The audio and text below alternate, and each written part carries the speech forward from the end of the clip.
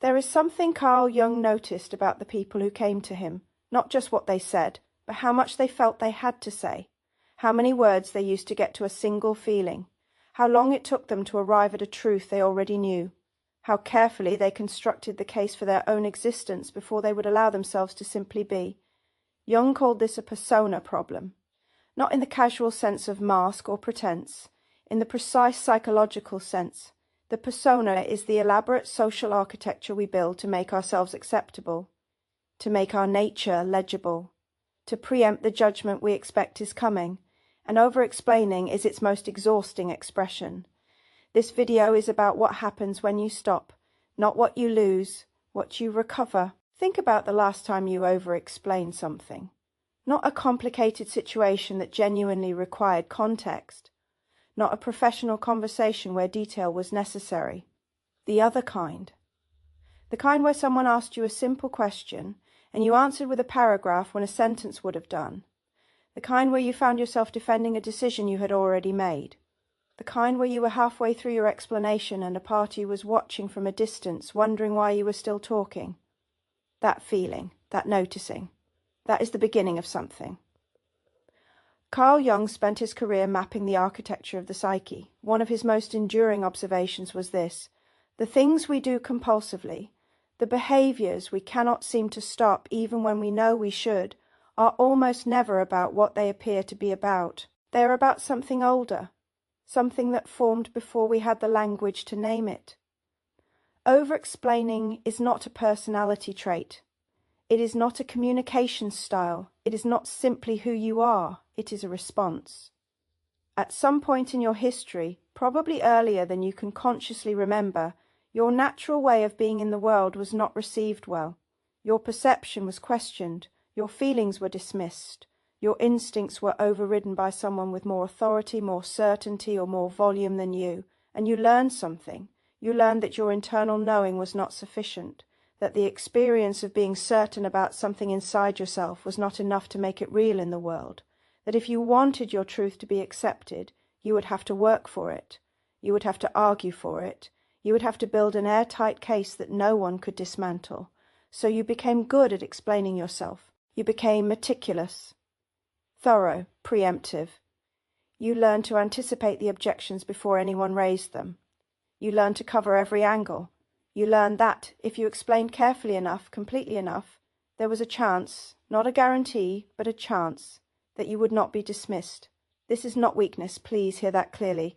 This is intelligence applied to an impossible problem. The problem was, how do I make my inner world legible to people who cannot or will not see it? The strategy was, explain it into existence. And for a while, perhaps for a very long time, this worked. It got you through rooms that were hostile to your nature. It gave you a way to participate in conversations that were not built for how you think. It made you useful, articulate, and credible in environments that would have discarded the quieter version of you. But something was also happening underneath the strategy.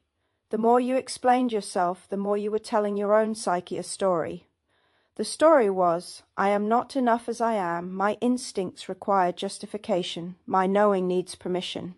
Jung would say, you had handed the persona the controls, and the persona, once it has the controls, does not easily relinquish them. Jung's concept of the persona is widely misunderstood. Most people encounter it as a synonym for mask or performance. The face we show the world versus the person underneath, the professional self versus the private self. This is not wrong, but it is incomplete. The persona in Jung's framework is not simply a layer of pretense we wear over our true nature. It is a psychological structure, a living architecture, one that we build in genuine response to real pressures, real relationships, real social environments that demanded we shape ourselves in particular ways. Every persona begins as an adaptation. As children, we are extraordinarily perceptive. We read the adults around us with a precision most adults have lost. We notice what brings warmth and what brings withdrawal. We notice which parts of ourselves are welcomed and which parts create discomfort. We are, in the deepest sense, social scientists conducting continuous experiments on our environment, and we adapt accordingly. The child who learns that their emotional intensity frightens people begins to moderate their expression, not because the intensity goes away, because they discover that showing it comes at a cost they are unwilling to pay. The child who learns that their unusual perceptions are met with skepticism or ridicule begins to keep those perceptions to themselves, not because the perceptions stop, because they learn that visibility has a price. The child who learns that their intuitive knowing is not respected unless it is argued for, documented, and proven begins to do exactly that. They build the case. They learn the language of justification. They become extraordinarily good at translating their inner world into a form the outer world will accept. This is the birth of the explaining persona. And here is what matters. This persona was once genuinely useful. It is not the villain of this story. It was a survival mechanism. It was intelligent. It helped you navigate environments that were genuinely difficult for someone of your nature. But the persona, left unchallenged, does something dangerous over time.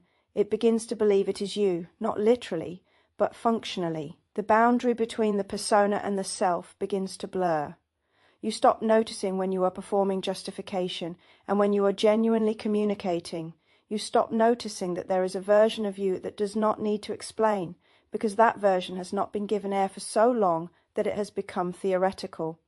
Jung wrote about what he called persona inflation, the state in which a person has become so identified with their social role, their constructed presentation, their adaptive self, that the deeper self has become inaccessible, not destroyed, inaccessible. The over-explainer in persona inflation does not know they are doing it.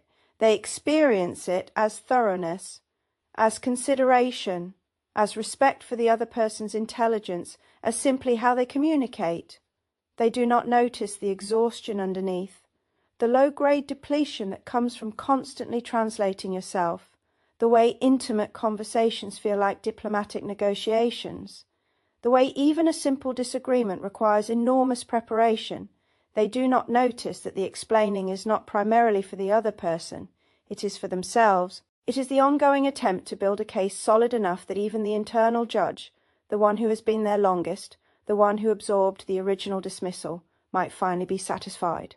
This is what Jung called the work, not dismantling the persona entirely. The persona is necessary. We are social creatures and we cannot exist without some form of social self. But recognizing it, seeing it from the outside, understanding that it is a structure you built, not a nature you were born with, that recognition is the beginning of sovereignty. There is a shadow dimension to over-explaining that is rarely named. When we speak of the shadow in Jungian psychology, we are speaking of the contents of the psyche that have been repressed, disowned, or denied. The parts of us that were deemed unacceptable, dangerous, or simply too much. The parts we pushed underground because we could not afford to let them be seen. Most people, when they encounter shadow work, focus on the obvious candidates, the anger they are not allowed to feel, the selfishness they were taught was shameful, the ambition they were told was arrogant, the desire they learned to hide. But there is a subtler shadow content that sits directly underneath chronic over-explanation. It is authority. Specifically the authority to simply know something, to be certain about something, to say something without building a case around it first. This is the shadow of the explainer, not the darkness they project outward, the light they cannot claim inward. Jung had a concept he called the golden shadow. The shadow is not only the material we have repressed because it is unacceptable. It is also the material we have repressed because we were taught it was too large for us, too powerful, too presumptuous. The child who was told their perception was wrong often grows into an adult who still knows things but cannot stand behind what they know without elaborate qualification. They have split from their own authority, and the shadow version of that authority lives in the people they most admire, the person who speaks plainly and is believed, the person who states their position without defensive scaffolding, the person who says "I disagree" without 7 sentences of preamble, the person who, when challenged, simply holds their ground rather than rebuilding their entire argument from the beginning. The over-explainer watches these people with a combination of admiration and discomfort that is the precise signature of golden shadow projection. What they are seeing is their own authority, living outside themselves. In Jungian terms, they have projected the gold. This is not a minor psychological inconvenience, it has structural consequences. When your own authority lives in other people, you cannot make a clean decision, because every decision feels like an exposure, a moment when your instinct will be tested and possibly found insufficient, so you rehearse, you justify, you prepare. You explain the decision in advance, during and after, hoping that somewhere in the explanation you will find the certainty you need. But the certainty does not come through explanation, it comes through contact with the self. An explanation, paradoxically, is one of the most effective ways of avoiding that contact. When you are explaining yourself, you are doing something. You are constructing, shaping, anticipating, responding. You are in the mode of performance, however subtle. And in that mode, the deeper self, the part of you that simply knows without having to justify the knowing, recedes. The explaining keeps the noise going, the noise keeps the stillness away, and in the stillness is the thing you have been avoiding, not because it is dark, because it is yours, because claiming it would mean you can no longer outsource your authority to the people who seem to carry it more comfortably than you do. Jung understood that the most frightening thing is not the shadow content we repress because it is shameful. It is the shadow content we repress because it is powerful. Because if you claim it, everything changes. You would have to stop explaining yourself. And that, for someone who has built their entire social self around the art of justification, is genuinely terrifying. This is worth pausing on, not as a detour, as evidence. Because the persona is not only a psychological structure, it lives in the body. And over-explaining has a somatic signature that, once you learn to recognize it, becomes one of the most reliable signals available to you. Notice what happens in your body in the moment before you over-explain. There is often a small contraction, a narrowing, something in the chest or throat that is not quite discomfort but is not ease either. It is the psyche preparing to perform, the same way an actor might feel before walking onto a stage. There is a monitoring quality, a scanning of the room or the conversation for the likely objections, an assembling of the case before the case has been challenged. And there is something underneath that, quieter and harder to name, a kind of preemptive grief, as though some part of you already knows that even this careful, thorough, perfectly constructed explanation may not be enough, that the other person may still not see, may still not agree, may still dismiss or override, or simply fail to receive what you are offering. This is the body carrying the original wound. The wound that says, my direct communication is not sufficient. My unmediated presence is not enough. I must translate myself before I am allowed to exist in this exchange.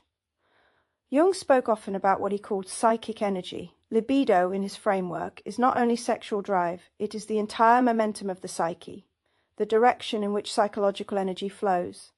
Chronic over-explanation is a significant drain on that energy, not because words are expensive, but because the performance underneath the words is.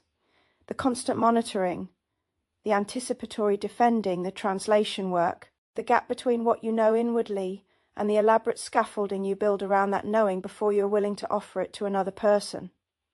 This is why people who stop over-explaining often describe the experience in energetic terms, not as relief, as reclamation. Something comes back that they had not realized was gone, not confidence in the conventional self-help sense. Something older and quieter than that. The sense of being solid in themselves without requiring the agreement of the room to make it real. That is not a productivity hack. That is a Jungian concept.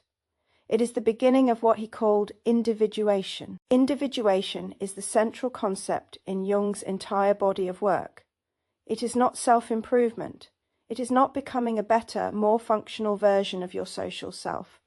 It is something more radical and more specific than that. Individuation is the process by which a person becomes who they actually are, not who their parents needed them to be, not who their early environment shaped them to become, not the adaptive, strategic, persona-led self that learned to survive in a world that did not always welcome their nature, the actual self, the one underneath. Jung believed that the psyche has directional intelligence, that there is something in us which he called the self, that knows the shape of what we are trying to become, and that this self exerts a pressure throughout our lives, not loudly, not obviously, but persistently. The pressure often manifests as dissatisfaction with performances that once worked, as a growing unease with the gap between the person you are in public and the person you know yourself to be in the dark, as a sudden awareness, usually in midlife, that the strategies that carried you through the first half of your life are no longer adequate for the second. The over-explainer often encounters this pressure in a very specific way. They get tired, not tired in the ordinary sense, tired in the bone, tired of the translation, tired of the preparation, tired of the monitoring and the preemptive defending, and the careful construction of the case for their own existence. There is a moment, and it comes for most people who live this pattern long enough, where the energy required to maintain the explaining persona is simply no longer available. And in that exhaustion, something extraordinary can happen. If they are willing to sit with the discomfort, rather than reaching immediately for the next explanation, the next justification, the next strategy for making themselves acceptable, they begin to hear something they have not heard clearly in a very long time. Their own knowing, unmediated, unscaffolded, simply there. This is what Jung called the encounter with the self. It is not a dramatic mystical event, though it can feel that way. It is often quiet, often uncomfortable, often accompanied by a kind of grief for the years spent in the translation service when the original language was available all along. But it is also accompanied by something else, a quality that is difficult to describe in the vocabulary of modern psychology. The nearest word is perhaps groundedness, but that is too horizontal a word. It is more vertical than that, more like being correctly placed in something, like having your weight distributed properly at last. In this state, explanation changes its function. You still explain things. You are a nuanced, complex person, and nuanced, complex people require nuance and complexity in their communication. But the explanation is no longer doing the work of making your existence acceptable. It is simply transmitting information. The difference is subtle and total. Before, explanation as self-defense. After, explanation as communication. Before, the monitoring, the preempting, the hoping that if you say it carefully enough, the judgment will not come. After, the saying of what is true, and a willingness to let it land however it lands. This is not indifference to the other person. It is not harshness, dismissiveness, or the brittle performance of not caring. It is something more honest than any of that. It is the willingness to be present in a conversation as yourself, rather than as the advocate for yourself. Jung called this the transcendent function, the capacity to hold the tension between the conscious position and the unconscious material without collapsing into either, without performing the old strategy, without the newfound awareness tipping into a different kind of self-consciousness. It is, in the most precise sense, psychological sovereignty, and it does not come through understanding it. It comes through the practice of it. If you are watching this video through the lens of the Sigma INFJ, there is something specific to name here. This is not a universal pattern that lands the same way for everyone. The over-explaining wound has a particular texture for people whose dominant cognitive function is introverted intuition. Introverted intuition perceives in a way that does not translate easily into linear language. It arrives at knowing through a process that is non-sequential, non-logical in the conventional sense, and often impossible to trace back to its source. The Sigma INFJ does not know how they know, they simply know, and this is precisely the problem. In a world that privileges explicit reasoning, traceable logic, and step-by-step justification, the person who simply knows is immediately at a disadvantage, because they cannot show their working, because the process by which they arrived at their perception is interior and largely invisible, because when asked, "How do you know that?" the honest answer is, "I don't know how I know, I just do." This answer is not accepted. So they learn to construct post hoc explanations, backward reasoning. They take the intuitive knowing and build a rational scaffolding around it that will satisfy the people who need to see the steps. They become extraordinarily good at this. It becomes second nature. It eventually becomes indistinguishable from how they think, even to themselves. But it is not how they think. It is a translation of how they think. And the translation always loses something. What it loses is the most important thing, the direct authority of the original perception. When an introverted intuitive explains their way to a conclusion they already held, they are performing certainty rather than embodying it, and other people at some level often cannot articulate but can feel the difference. The explanation is technically sound, but something in the register suggests the person does not fully trust what they are saying. Because they have left the knowing behind, they are in the explanation now, and the explanation is several layers removed from the truth it was built to carry. This is one of the deepest costs of the explaining persona for the Sigma INFJ. It does not just drain energy. It creates a distance between the person and their own most powerful faculty. Their direct, unmediated, extraordinarily accurate perception of pattern and meaning is the gift. The explanation is the packaging. And when the packaging becomes the product, the gift disappears. What does it look like when a Sigma INFJ stops? Not silence, not withholding, not a cold withdrawal from communication. It looks like speaking from the knowing directly, saying what is true without the defensive scaffolding first, letting the perception stand on its own ground without preemptively arguing for it. It looks like trusting for the first time in perhaps a very long time that the direct signal is enough, that you are enough, not because you have explained it into being, because you have always been. This is not a theoretical video, so let us be specific. What does it actually look like to stop explaining yourself? Not as an ideal, as a daily practice. The first thing to understand is that you are not trying to eliminate explanation. You are trying to restore it to its proper function. You are trying to notice the difference between explanation as communication and explanation as self-defense, and then slowly begin to choose. The noticing comes first, always. Before you can change the pattern, you need to be able to see it. Not in retrospect, though retrospect is where most of us begin, but eventually in the moment. That small contraction in the chest before you over-explain, that monitoring quality, that assembling of the case before the challenge has arrived. When you notice it, you do not need to do anything dramatic. You do not need to announce that you are changing. You do not need to catch yourself publicly and perform a new version of self-awareness. You simply pause. 1 breath. 2. Just enough space to ask the question beneath the question. What do I actually know here? Not what can I argue? Not what would be irrefutable? What do I actually know? And then, if you can, you say that, the simple, unscaffolded version, without the preamble, without the qualifications designed to preempt objections that have not arrived, without the careful construction of a case that leaves no room for disagreement, just the knowing. The second practice is learning to sit with the discomfort that follows, because when you stop over-explaining, something uncomfortable happens. The silence where the explanation would have been is not neutral. It feels exposed, visible, undefended. This is the persona's protest. It knows that the old strategy is not being deployed, and it has been conditioned over many years to experience that absence as danger.